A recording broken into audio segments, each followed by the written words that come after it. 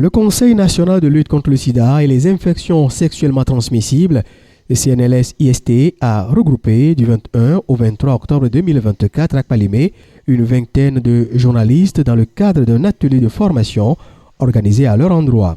Ayant pour thème le genre et les droits humains en lien avec le VIH, ce programme vise à relever le niveau des hommes de médias sur les dernières actualités de cette épidémie au Togo et dans le monde. Le secrétaire permanent du Conseil national de lutte contre le sida et les infections sexuellement transmissibles est l'organe de coordination de la lutte contre le VIH au Togo. Et vous savez, il y a des plans stratégiques nationaux qui sont élaborés pour pouvoir centraliser toutes les actions à mener aussi bien par l'État que la société civile en matière de lutte contre le VIH au Togo. Et dans le plan stratégique national qui est en cours actuellement, qui est le plan 2023-2026, il est consacré un axe stratégique carrément aux notions de droits humains, de genre, parce qu'on a commencé par regarder que ces deux fléaux sont vraiment un handicap pour pouvoir lutter efficacement contre le VIH dans notre pays. Et les acteurs des médias sont vraiment ceux qui ont une grande audience, qui pourront porter haut les avancées aussi bien que les actions à pouvoir mettre en œuvre par rapport à la lutte contre le VIH dans notre pays. Alors donc depuis ce lundi 21 août, nous sommes à Kpalimé avec les acteurs de médias de la région maritime, région Grand Lomé et région Plateau, pour que nous puissions ensemble réfléchir sur le genre, les droits humains en lien avec le VIH, parce qu'il faut créer un environnement favorable à ce que les personnes qui vivent avec le VIH puissent avoir accès aux services de santé au même titre que la population en général. Les personnes vivant avec le VIH, déjà, ils ont une certaine conception de leur personnalité. Il ne faut pas que nous, qui sommes les personnes dites normales, nous ne contribuions pas à leur échec en matière de pouvoir accéder aux services de santé. Aujourd'hui, la prévalence du VIH au sein de la population générale est de 2,6 environ.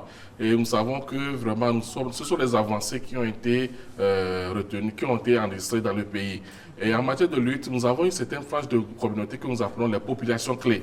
Et ça concerne les hommes ayant des rapports sexuels avec d'autres hommes, les détenus, et les usagers de drogues injectables et les professionnels de sexe. Ces catégories de personnes, on enregistre encore au moins, la prévalence est encore plus ou moins élevée pour cette catégorie de personnes.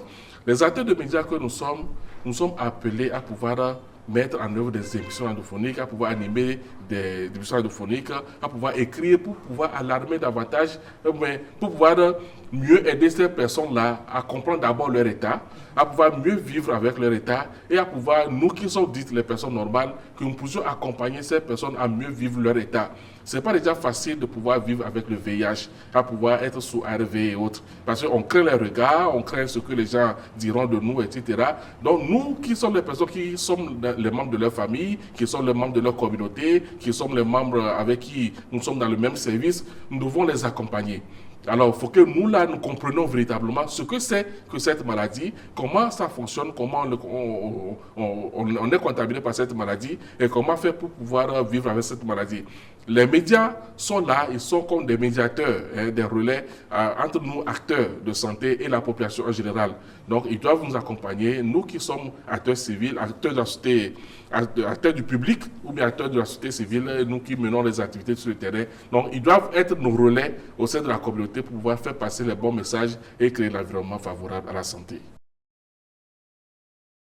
Les objectifs des acteurs mondiaux de lutte contre le VIH-Sida d'ici 2030 étant de mettre fin à cette épidémie comme un problème de santé publique, il est recommandé pour chaque acteur impliqué dans ce combat de jouer pleinement sa partition.